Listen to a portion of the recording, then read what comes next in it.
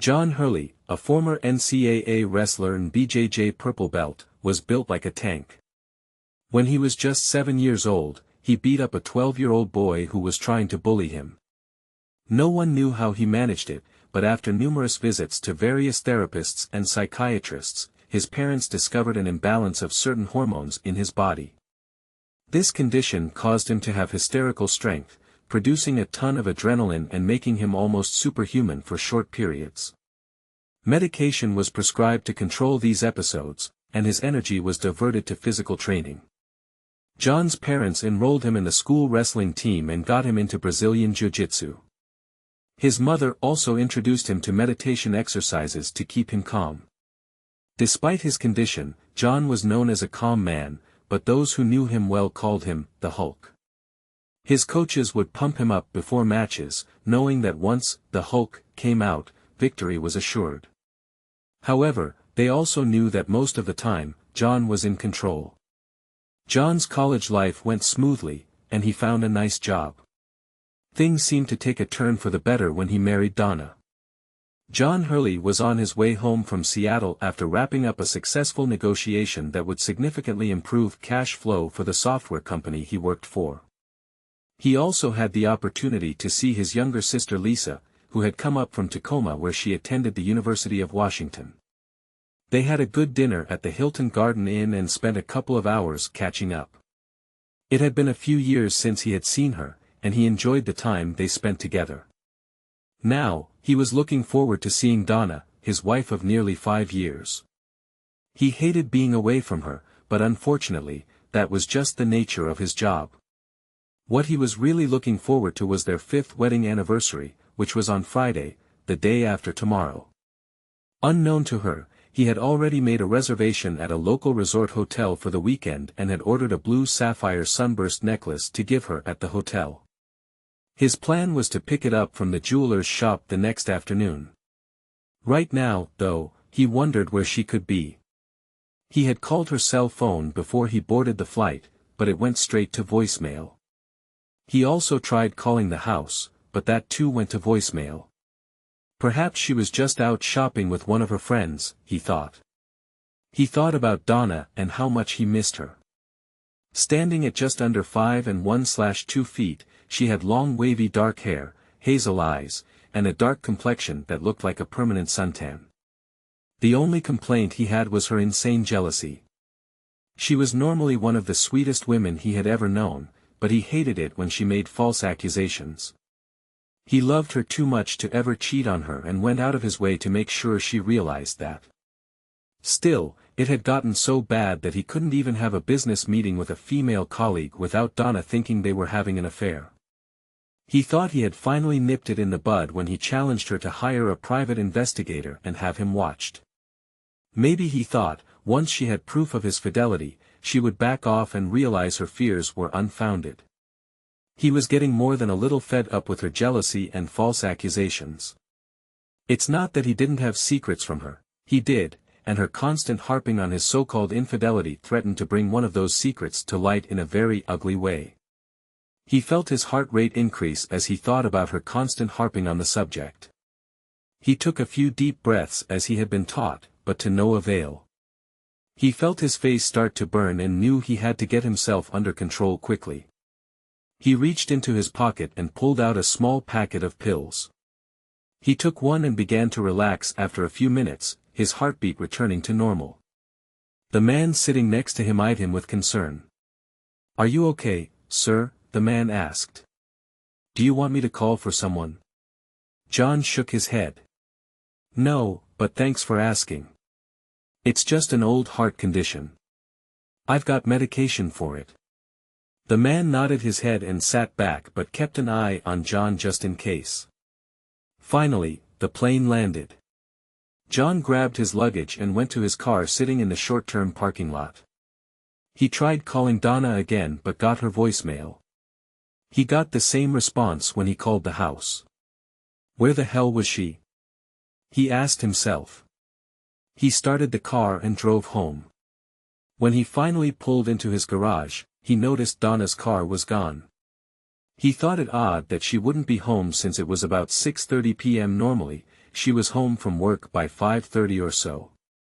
Maybe she had decided to go out with some of her friends from work for a drink, he thought. It didn't happen often, and he never begrudged her that bit of time to blow off steam, but she would generally call or text him to let him know in advance. Moreover, she knew he would be coming home today. Usually, she would be home so they could reconnect when he returned from a trip. He grabbed his things and trudged into the dark house. He put his things away and headed downstairs to see if Donna had left a note. He found nothing and made himself a cup of coffee. This was strange, he thought.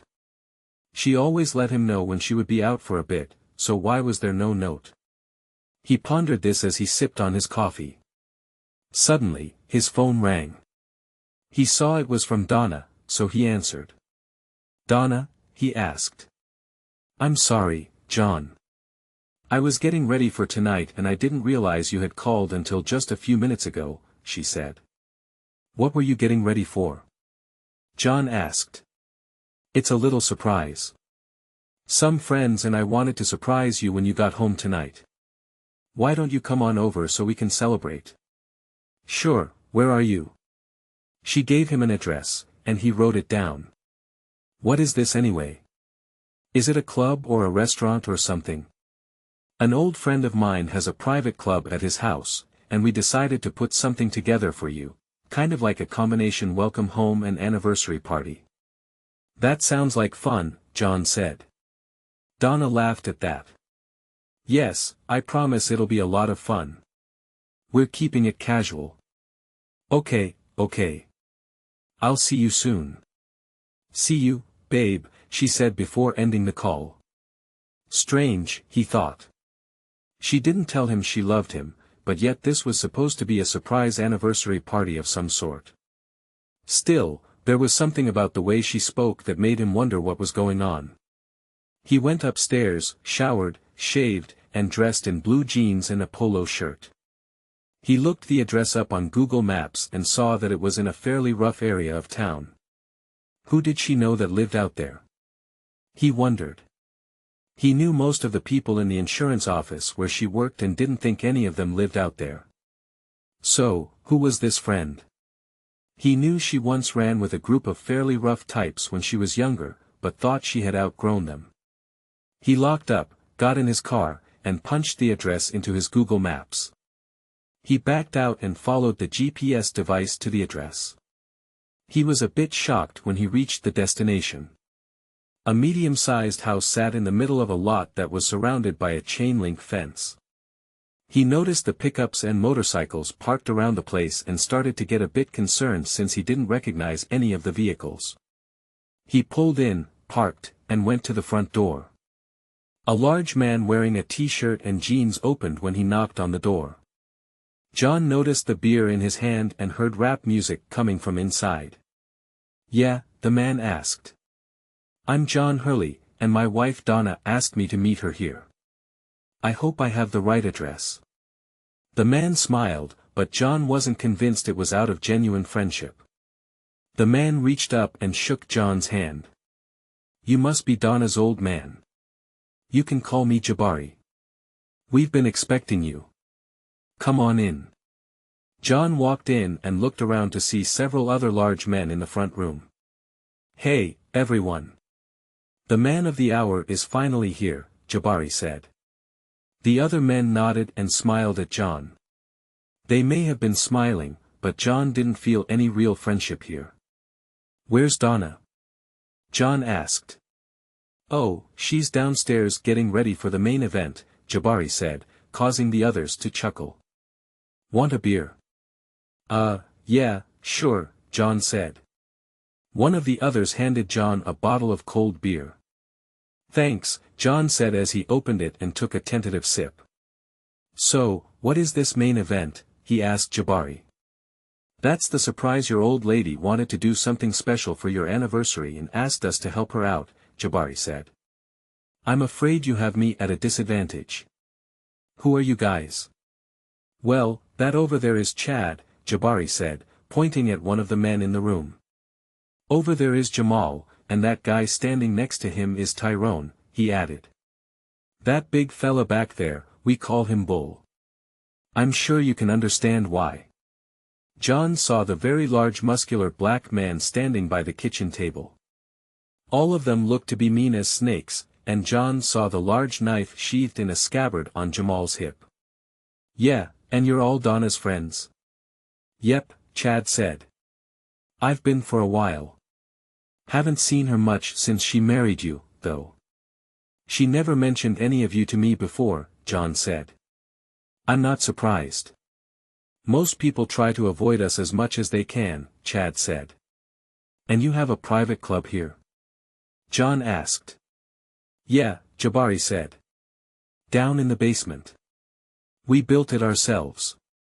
We like to get together from time to time, have a few drinks, bring in some entertainment, you know. The others chuckled at that, but John's hackles were raised. Something bad was about to happen, but he didn't know what. John heard footsteps coming up from the basement. She's ready, a sixth man said as he walked into the front room. This her old man? Jabari asked. Yeah, the man said. John, this here's Jake. He'll escort you down. What's going to happen? John asked a little nervously. A little surprise. I promise it'll be an evening you won't forget, the others chuckled, but John was nervous. It'll be all right. Come on, Donna is waiting for you.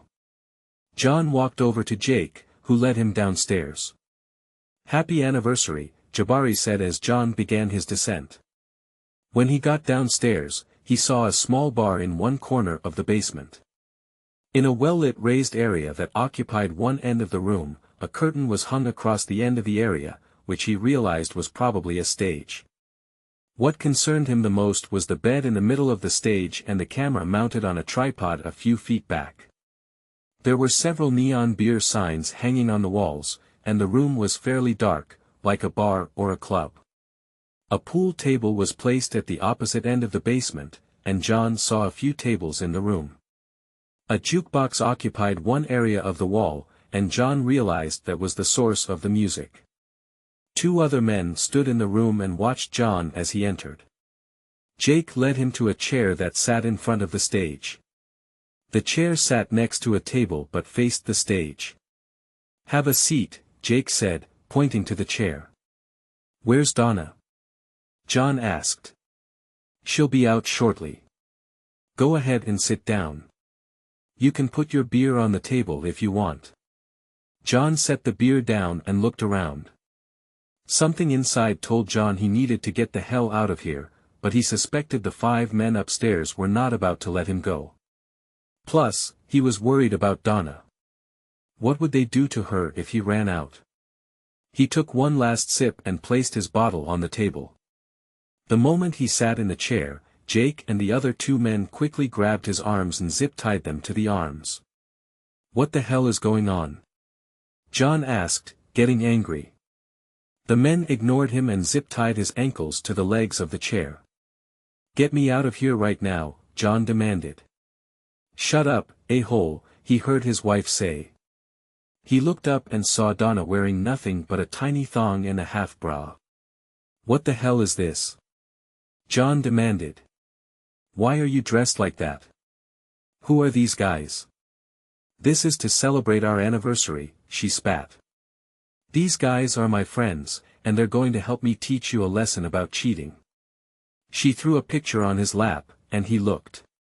It was a photo someone had taken of him eating dinner with his sister. I've never cheated on you. You've got this all wrong, he screamed. She screamed suddenly. John saw stars as one of the men who tied him in the chair hit him in the face. John shook his head and closed his eyes. Stop it, Donna, told the man who backed off. I'll be the one who teaches him his lesson. She turned back to her husband. Donna, stop this right now, and we can discuss this. It's not what it looks like. Oh really? She asked. It looks to me like you're enjoying yourself with that blonde floozy. So, if you can enjoy yourself, so can I. But unlike you, I'm not going to keep it a secret. With that, she turned away and stepped on the stage. Okay, boys. It's showtime. John tried to object, but one of the men put a ball gag in his mouth, preventing him from saying anything. He tried to fight the man but was unsuccessful. By now, all the others had made their way downstairs. Jabari stood next to him and whispered in his ear, "Nothing personal, but Dawn is an old friend, so we decided to help her teach you a lesson. Now sit and enjoy the show. Don't try to be a hero. Once she's done, we'll let you go. Maybe she'll go with you, but that's up to her." John tried to say something, but the gag in his mouth prevented it.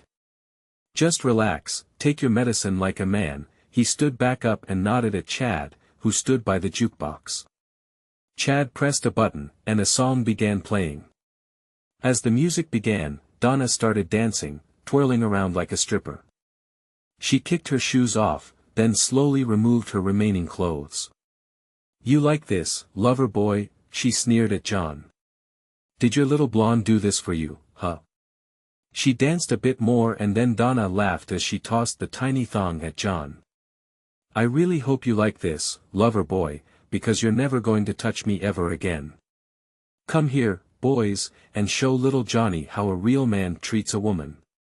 She laughed as all the men, except for Jamal, surrounded her. John shook his head and tried screaming "no" through the gag. He noticed that Jamal stood by John's chair, his arms across his chest. He was obviously there to keep John under control. Donna stood up and led the men to the bed on the stage. She sat on the bed and looked at John. "This will teach you to cheat on me, you a-hole," she growled. She laid down on the bed, and two of the men stood by her head as Jabari looked back at John for a moment. "Nothing personal, but Donna is the best I've ever had," he laughed and turned back to her. "You ready, baby?" "Yeah, Jabari. Now take me again and make my husband watch." Jabari laughed and started having sex with her. John, however, wasn't turned on by the action taking place on the stage, just the opposite. He tried to control himself with the breathing exercises he had been taught in his martial arts training, but felt the rage beginning to build up inside him. John could see her and felt sick to his stomach. She was right about one thing, he would never touch her again, he thought. The degradation was over when he saw Donna get up on her knees, but he was wrong. She looked at him and laughed. "Don't worry, honey," she said sarcastically. "We're just getting warmed up, aren't we, boys?" The men laughed at that. John looked up at Jamal, who was smiling as he watched the show. John wondered why he wasn't participating in the action. Jamal looked down at him, frowned, and took John's head in his hands. "Watch them, not me," he growled as he forced John to look at the stage. John felt the rage continuing to build inside him as Donna continued her actions. "You want to see just how nasty I really can be? Just so you know, I'll probably get pregnant tonight," she said with a smirk. "I'm sure you noticed no one used a condom, and I've been off my pills for the last few weeks. Don't worry, I used a diaphragm whenever you had sex with me, so you don't have to worry about it being yours, but you will raise this child as yours. And if you refuse, I will divorce you and wreck you. I will take away everything from you. I will make you a pariah in society and label you as a domestic abuser and a cuck." John shook his head, his anger blurring his vision. "You're probably wondering why Jamal hasn't done me, aren't you?" she asked. "You see, Jamal prefers men over girls, and after tonight, you will too." They all laughed as John felt his face get red hot. He turned and looked at Jamal and noticed he had unzipped his jeans. "I promise you'll love it." Then it happened. John exploded and he lost control. The next thing he knew, he was standing in the middle of a pile of moaning bodies on the floor. Jamal was screaming in pain, his left hand pinned to the table by a knife buried to the hilt. He felt the pain in his arms and legs and saw blood dripping from where the zip ties had secured him to the chair. Looking up, he saw Donna wide-eyed and trembling. "Please don't hurt me," she begged. "Oh, now you're scared of me? Don't worry, I'm not going to hurt you, but I promise you will feel my wrath, and I will make sure I multiply the pain I suffered tonight and return it to you." Keeping his eye on her, John pulled his phone out of his pants pocket and dialed 911. When he finished, he put his phone away and looked at her. "You stupid woman," he growled. "John, I've got you dead to WRS. You cheated on me with that blonde. I was just getting even with you. So, you got a PI to follow me in Seattle? Is that right?" he asked. "Yes, and I got that photo. Did you bother to read the report that came with it?" John asked. She shook her head. "No," she said nervously. "All I did was look at the photo." "That was my sister, you ignorant woman," John yelled. "The last time we saw her was at our wedding. She's a senior at the University of Washington in Tacoma. She came up to visit me in Seattle, and we had dinner. That's all, just dinner. So, you saw the picture and didn't even ask me about it. You just made an assumption like you always do. Well, guess what? You're right about one thing. I'm never touching you again. I'll see you in jail, and then I'm divorcing you. I'm glad you did this and pulled the final straw. We're finished." "No, John, please don't do that," she begged, walking toward him. "Trust me, Donna, you have no idea what I want to do to you right now, so for your own safety and physical well-being, stay away from me." "John, please," she begged. "I made a mistake. That's all." "Yeah, you made a mistake, all right. I'll teach you what happens when you make a planned mistake. You played your part, Donna. Now, starting today, I will make you pay." By then, the police had arrived, and several officers came downstairs after breaking the front door down. They each had their guns drawn and looked around at the carnage. They quickly moved through the basement, checking each of the men. One officer pulled the knife out of Jamal's hand and watched as he slumped to the floor. A sergeant approached John. "Did you do all this?" he asked, shaking. John nodded his head. "Why?" the sergeant asked. "Look at the video, and you'll know why," John said, pointing at the camera. "Check out that video," the sergeant told one of the officers. The officer looked at the video briefly and motioned for the sergeant. After quickly scanning the video, the sergeant came back to John. "Okay, it looks like self-defense on your part, but I'll need a full statement, and you need to get checked out." By then, the ambulances arrived, and paramedics began taking the men upstairs on gurneys. A plainclothed detective arrived and was looking around the room, talking to the officers. After looking through the video, he came over to the sergeant and John. "I'm Detective Jones. You must be Mr. Hurley." "Yes, that's me. I've briefly looked at the video. I agree with Sergeant Smith here. It appears you acted out of self-defense. Tell me what happened." John recalled the events of the last few hours. The detective took notes as John spoke. "How did you manage to break out of that chair?" Jones asked. "And how are you able to take all these men down? They all appear to be much bigger than you." "I have a medical condition. I've had it since I was a kid. There's a name for it, but I can't pronounce it. The bottom line is that under certain conditions, my adrenaline levels go through the roof, and I basically lose it for lack of a better term.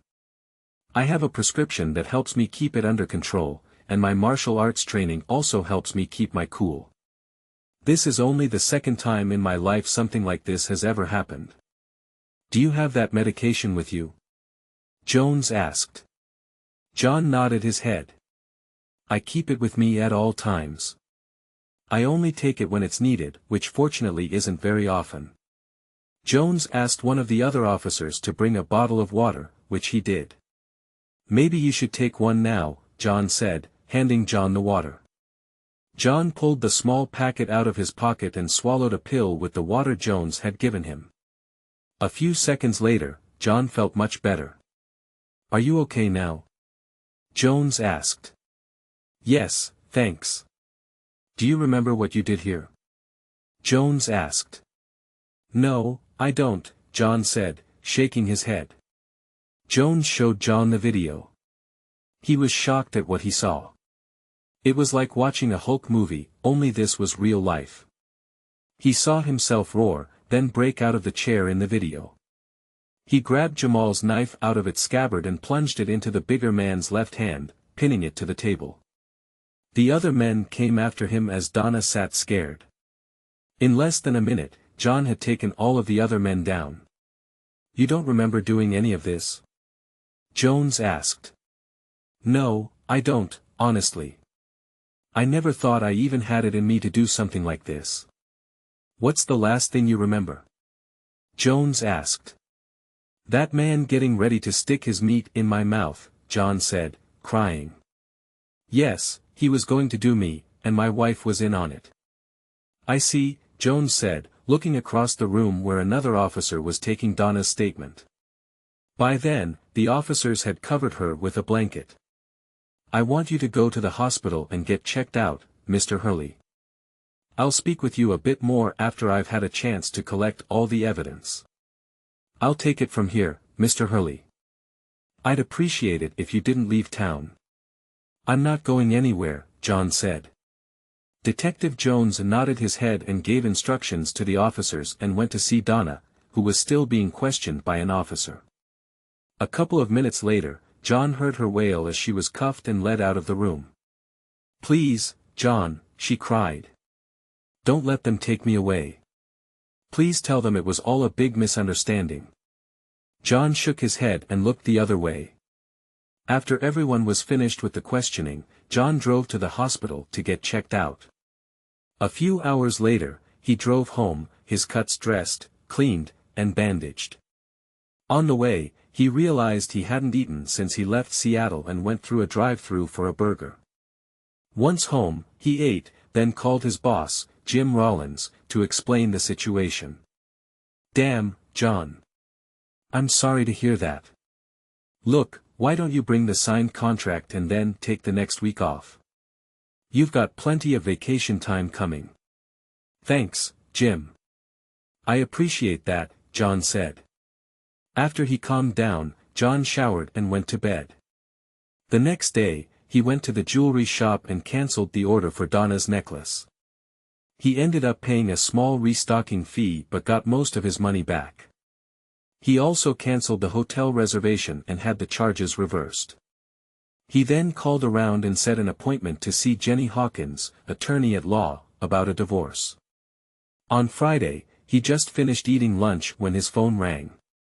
He looked and saw it was Donna's parents.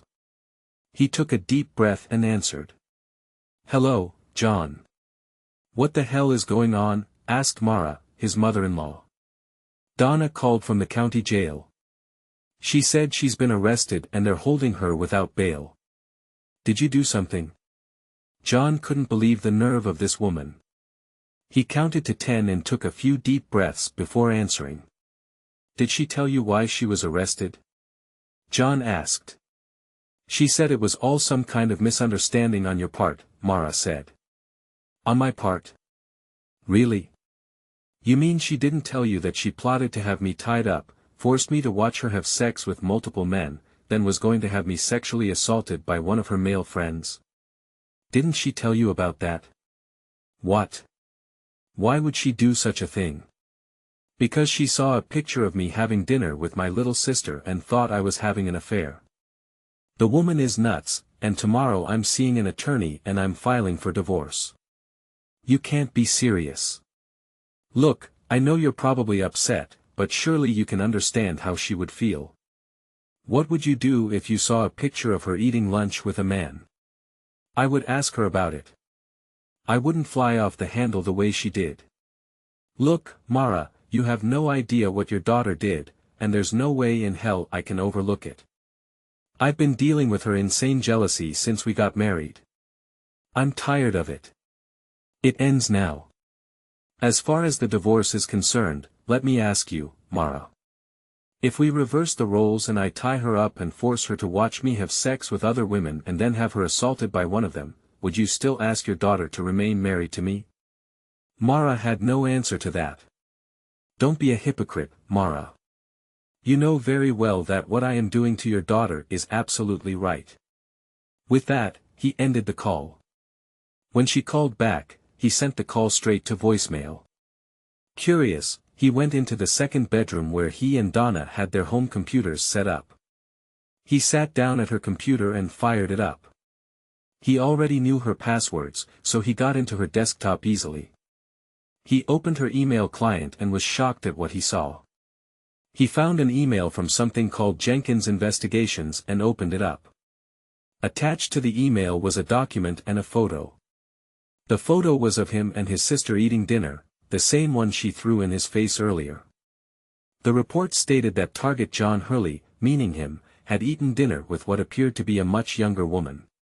The report went on to say that after dinner, the woman left the hotel, and Hurley went to his room. There was more. The report clearly stated that the woman was Lisa Hurley, a senior attending the University of Washington at Tacoma, and according to public records, was John's youngest sister. At no time was Hurley with a woman for the purposes of illicit sex, and at no time during our observation did Hurley ever engage in any inappropriate behavior with anyone, male or female. The report concluded.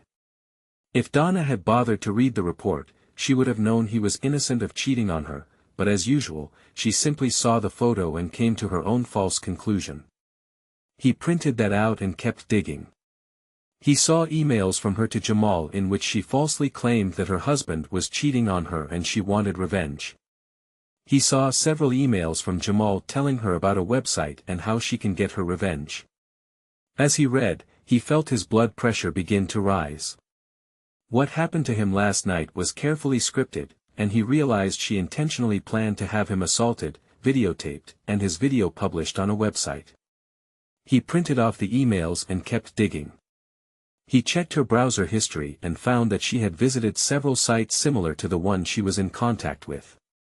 Looking at the site that Jamal recommended, he saw several sample videos where other men, presumably husbands, had been tied down and forced to watch as their wives had sex with several men, all the while putting them down. The final humiliation was making the husbands engage with Jamal. He instantly recognized the men in the videos, Jabari, Chad, Tyrone, Jake, Bull, and the other two men whose names he never heard mentioned. So, they were already working for such a website. What shocked him even more was that the videos on the site were available to anyone who paid a premium fee. John wasn't stupid. He had seen online spicy videos before and knew there had to be a release form filled out giving site owners permission to publish the videos. He was never given that opportunity and wondered if the other men had signed such a form. He picked up his phone and called Detective Jones. Jones, the detective said when he answered. Detective, this is John Hurley. I have some information here you may find interesting. Sure, let me finish what I'm doing, and I'll be right over. Thanks, John said before ending the call. As he waited for Jones, he performed a search to see if he could tell who owned the site. The registration was done in a way to keep the owner's name private, but he knew that a law enforcement agency could subpoena the record. He also knew which company hosted the site. He printed that out for Jones. About a half hour later, Jones rang the doorbell. Thanks for coming, Detective, John said, opening the door. You have something for me? Jones asked. Yes, in my computer room, John said. Jones followed him upstairs and looked over the printouts John gave him that corroborated what we found at the house. From what we saw, they've done this to a number of men. What about release forms? John asked. I don't recall seeing anything like that, but like I said, we're still going through all the evidence. Look, I'm going to have to confiscate your wife's computer for evidence. Go ahead. I'd like to keep these printouts for my attorney, though. The files are still there in her email. Jones nodded his head after giving it a bit of thought. Sure, but don't destroy them. After Jones left with Donna's computer, John sat at his machine and had a brainstorm. He began searching some of the video sites and found several fairly lengthy videos produced by the site. He scanned through them and saw that in each one, the husband was treated much as he was while the wife took on all of the other men except for Jamal. Each video ended with Jamal engaging in sex with the husbands. He looked back through the email thread he printed from Donna's computer and read it carefully. There it was in black and white. "Just so you know," Jabari wrote, "we usually end the session with some sex involving the husband. Are you okay with that?" "Oh, definitely," Donna wrote back. "How far does it go?" "As far as you want, so long as your husband agrees to it," Jabari said. "I'd like to see him get screwed," Donna wrote. "Can you do that?" "Sure," Jabari wrote back. "But he has to agree." "Don't worry about that. I'll make him agree." John felt his blood pressure begin to rise, and steep back from the computer, taking deep breaths. Unfortunately, that wasn't working, so he took another pill and went downstairs. He couldn't stand to be exposed to any more of this. The next day, he went to see Jenny about a divorce. He made a copy of Donna's emails and took them with him. One copy would be for Jenny, and the other he would present to Donna's parents. He arrived at the office a few minutes early and was escorted right in. After the introductions, he explained his situation to Jenny and showed her the email thread between Donna and Jabari. Jenny listened without interruption, making notes as he spoke. She read the email thread and shook her head. "You know, I thought I had seen it all. Fortunately for you, this state allows for divorce on the grounds of adultery, cruelty, and abuse. I think this covers about all three of those situations." "You say she was arrested and is being held without bail?" "Yes," John said. Jenny turned to her computer and nodded her head a few moments later. "I see here that she was arraigned yesterday and was slapped with a whole slew of charges: spousal abuse, sexual assault, conspiracy to commit assault, fraud, and illegal imprisonment for starters. Apparently, the judge felt she's dangerous enough to keep in custody. It also looks like her accomplices are also being held on multiple charges very much like hers. And you say these men operate a website that posts this trash to the internet for money?" "Yes, I found a few of their videos, and they're all pretty much the same thing." "Did they explain this to you before they tied you down?" Jenny asked. "No," John said. "Did they have you sign a release form?" she asked again. "No, they never said anything about the sex or selling videos on the internet." "Well, I think we not only have a solid case against your wife but we have a case against the men who did this to you as well as the hosting provider," she said as John watched Jenny did a few more things on her computer before saying anything further. "Do you know if they offered your wife any royalties for this video?" she asked. "No, I haven't seen anything like that," John said. "It looks like that website gets a lot of traffic. I'll bet they make a ton of money off this filth. Okay, here's what I'd like to do. I'll write up the divorce papers asking for 90% of everything. On top of that, we'll ask for the house and everything we can get our hands on. The judge may not go along with that, and it's possible we'll have to negotiate our way down. That's just a starting point. We'll use this email thread and the fact that she's being held without bail as leverage. If they do release her, I'll get a restraining order against her and her accomplices, but I don't think you have much to worry about there. You say Detective Jones has the video they made as evidence and it never got to the internet?" "He has the video as far as I know. It never got to the internet, but it would have gotten to the web." She said, "Oh yes." He told her. She nodded her head. "Okay," she said, taking notes. "I'll get with him about that video we'll have served, and if you want I'll file a civil claim against the website owners and the hosting provider." "Yes, that would be good," John said. She looked at him before continuing. "Do yourself a favor. Don't visit your wife. Stay as far away from her as possible. Don't even think about what she did. Let me and the authorities deal with it. From what you told me, you'd be better off not even thinking about her. If you want, I can set you up with a therapist to help you deal with this. Would that be all right?" John nodded his head. "Yeah, I've tried everything I know, but it just doesn't seem to be enough. Normally, the breathing and the medication keeps me under control, but I've never had to deal with anything like this. I understand, Jenny said. She handed him a card. I'll give her a call right now if you want. Please, John said. She picked up her phone, called, and made an appointment for him. When she finished, she smiled and looked at John. Dr. Sykes said she can see you this afternoon at 4 p.m. Will that work for you? John looked at his watch then nodded his head. That'll work. Thanks, John said. Good. Here's some things you need to take care of right away, she added, handing him a sheet of paper with a list of things he needed to get done. Most of it involved the bank, so he decided to take care of that after his appointment with Jenny. I'll take care of this right away, he said. Terrific. Listen, I know this has been rough on you, so I want you to rest, relax, and let us take care of things. You understand? I do, he said. Good. Don't worry, John. This will all work out, and you can move ahead with your life. He thanked her and left.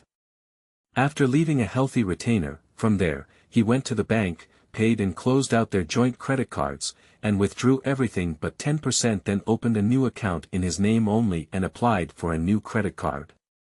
From there, he stopped at Donna's parents' house and explained to them what happened, showing them the email chain between Donna and Jabari. They were shocked when he told them what he knew. This is sick. I can't believe she'd actually do something like this. Are you sure you didn't cheat on her? Mara asked. I love Donna with all my heart, and I never even thought about cheating on her. She saw a picture of me having dinner with my baby sister and thought we were having an affair. She didn't even bother to read the report. If she had, this probably wouldn't have happened. She shook her head. I don't know what to tell you, John. I'm truly sorry this happened to you. I am sorry I married her.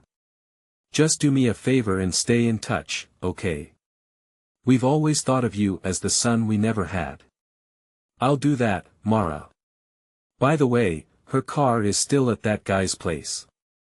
I'll give you her keys if you want to go pick it up. I'll bring her stuff by later today or this weekend sometime. Okay, thanks. He handed her the keys and gave her the address. By then, he had just enough time to get to his appointment with Dr. Sykes. Dr. Sykes, Rhonda to her friends and patients, listened to John's story and said nothing until he was finished. I've heard about your condition, but I've never met anyone who was actually diagnosed with it. And you say you've been using martial arts training to help keep it under control? Yes, breathing exercises mostly. That along with medication to help my blood pressure. It usually works pretty quick, and until recently, I've hardly had to use it at all. Are you still taking martial arts training? She asked. Yes, John said. Maybe we should take a look at some exercises in meditation. Would you be open to that? I would. Good. We've got a lot of work to do, John, but I think we can help you through this without any more medication. I would prefer that. He left and went back home where he bagged up Donna's things, including all their wedding photos and her wedding dress. He looked around and boxed up some trinkets she had collected over the years. They meant nothing to him now, and he wanted nothing in the house that would remind him of her. That weekend, he changed the locks on the house, took Donna's things to her parents, and did his usual weekend yard work. On Sunday, he found an app that said it would help calm him, so he downloaded it to his phone and listened to the sound of rain as he went through a regimen of breathing exercises. After a half hour of that, he felt like his old self and decided to go into work the next day. Things were quiet for John over the next few weeks. He went to work, went home, watched television, relaxed, and went to bed. The place seemed much quieter without Donna, and he enjoyed being able to do what he wanted without her constant accusations. The therapy sessions with Rhonda helped quite a bit, and he found the relaxation techniques she suggested helped a lot. He stayed in touch with Jenny, who said she was going to wait until after Donna's trial to have her served. Her thinking was that the divorce would go smoother if she was a convicted felon. The day of Donna's trial came around, and he was asked to testify, which he was more than happy to do. The jury was shocked and the DA presented his evidence, which included John's testimony. They were so shocked that they came back with guilty verdicts on all charges in just a couple of hours. The judge had no sympathy for her either, sentencing her to the maximum possible under state law, 20 years. She would be eligible for parole in 15 years. The judge said as she was being led out. A process server stepped forward, verified her identity, and handed her a manila envelope. "You've been served," he said. Defeated, Donna signed the papers and handed them back. "Have a good day," the server said as he accepted them. She looked at John with tears in her eyes, but he simply looked away. The deputies escorted her out and took her to the van that would transport her to the state women's prison. The trials against Jabari and his crew took quite a bit longer. Detective Jones found a treasure trove of evidence which suggested they had victimized up to 15 men over the last 13 months. They found what appeared to be releases signed by the husbands they had targeted, but the men they had tracked down said the releases were signed after the fact and under duress. Making matters worse, the site owners had also posted personal information about the men they targeted. At least 3 of the victims had committed suicide as a result of what was done to them. By the time it was all said and done, all of the men involved were sentenced to 25 years hard labor. The site was torn down, and all of the victims, or at least all of the men Jenny's team of attorneys could locate, received a huge sum of money which bankrupted Jabari and his associates. The hosting providers settled with the men, which added to the pot. John nearly broke down crying when Jenny presented him with a $2 million check. While he appreciated the restitution, the money did very little to soothe his broken heart. "You're a good man, John Hurley," she told him. "There's lots of good women out there who would love to be with you. You'll find her." "Thanks, Jenny. Maybe one day." John continued seeing his therapist, who helped him deal with his issues over the next 2 years. He buried himself in his work and dated periodically, but it has only been in the last couple of months that he dated the same woman more than once. "He's got a lot of issues to deal with," his therapist wrote as she transcribed her notes, "but on the upside, he hasn't had any more episodes and seems to be moving forward. I think he'll do just fine in the long run, at least I hope so," Rhonda thought. A few days later, John met a man at a local bar. The discussion took no more than 10 minutes. John walked out to his car and waited.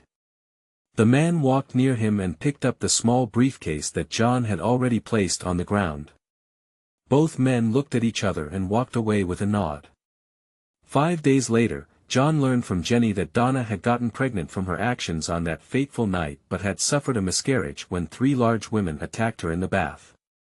She was bleeding heavily and was in the hospital. Jenny also said that Donna would never be able to conceive ever again. Likes of her should never breed, John thought to himself. 7 days later, Jabari and Chad were killed and a huge riot broke out in the prison during lunch hours. 2 days later, Tyrone was found hanging in his cell. 3 days later, Jake was trying to climb the prison wall with 2 other inmates when he was shot and killed by the prison guards. The other 2 prisoners somehow were unharmed, and as for the guards, they were very compliant and never tried to climb the wall. Bull and 2 others died under mysterious circumstances as per the autopsy. They were poisoned. Jamal was the luckiest of them all, at least that is what he thought when he was able to escape the prison with 2 other inmates and cross the American border to Mexico. What he did not know is that he never escaped his partners in crime. They took him straight to Baja. He was eating at a local diner where he met a beautiful woman. They danced together, and she offered to take him to her home. Jamal was grinning ear to ear when she took him to her bedroom. It was dark, and suddenly he was hit behind the head, and everything really went dark. A few moments later, Jamal opened his eyes and found himself tied to a chair. A man walked to him and held a phone in front of him. "Hello, Jamal. Hope you remember me. I guess my friend has treated you well. I have asked my friend to be gentle with you and stretch the night as far as possible, just like you told me once. I promise you'll love it. Jamal tried to scream, but his mouth was gagged. A few moments later, Jamal heard the roaring sound of a chainsaw. A man dressed in a yellow raincoat and a gas mask on his face stood before him. The man took the chainsaw and walked closer and asked, "Do you like stew, dear listeners? Please share your thoughts in the comments section below and don't forget to like, share, and subscribe.